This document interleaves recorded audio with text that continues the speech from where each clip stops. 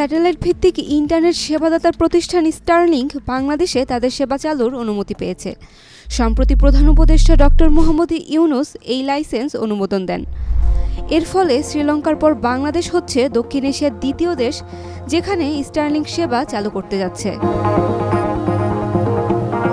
উচ্চগতির ইন্টারনেটের পাশাপাশি স্টারলিংকের সবচেয়ে বড় সুবিধা হলো লোডশেডিং বা বিদ্যুৎ না থাকলেও ইন্টারনেট সেবা চালু থাকবে।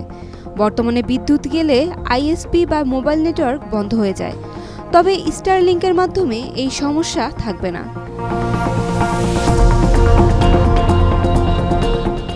ডাক, টেলিযোগাযোগ ও তথ্য প্রযুক্তি বিষয়ক দায়িত্বপ্রাপ্ত প্রধান উপদেষ্টার বিশেষ সহকারী ফয়েজ আহমেদ তৈয়ব জানান, মে মাসের মাঝামাঝি সময়ে স্টারলিংকের কার্যক্রম শুরুর সম্ভাবনা রয়েছে। শুরুতে 90 দিনের জন্য স্থানীয় গেটওয়ে ছাড়াই পরীক্ষামূলকভাবে সেবা চালুর অনুমতি দেওয়া হবে। তিনি আরও জানান, দেশের হাওর, দ্বীপ, পাহাড় ও উপকূলীয় দুর্গম এলাকায় ইন্টারনেট পৌঁছাতে অনেক চ্যালেঞ্জ রয়েছে। ফাইবার অপটিক পৌঁছায়নি এমন জায়গাগুলোতে দ্রুত ইন্টারনেট দিতে স্টারলিংক বড় ভূমিকা রাখতে পারে। তাই প্রধান উপদেষ্টার সহযোগে স্পেসএক্স প্রধান ইলন মাস্ককে ফোন করে বাংলাদেশের সেবা চালুর আহ্বান জানান।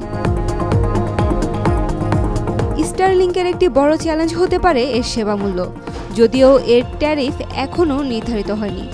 প্রতিষ্ঠানটি বিটিআরসিতে এ বিষয়ে আবেদন করেছে।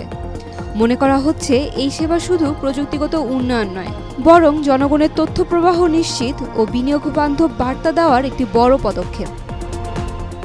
Saima Akhtar, Daily Sun. For more updates, follow us on Facebook, subscribe our YouTube channel, get the latest update on www.daily-sun.com.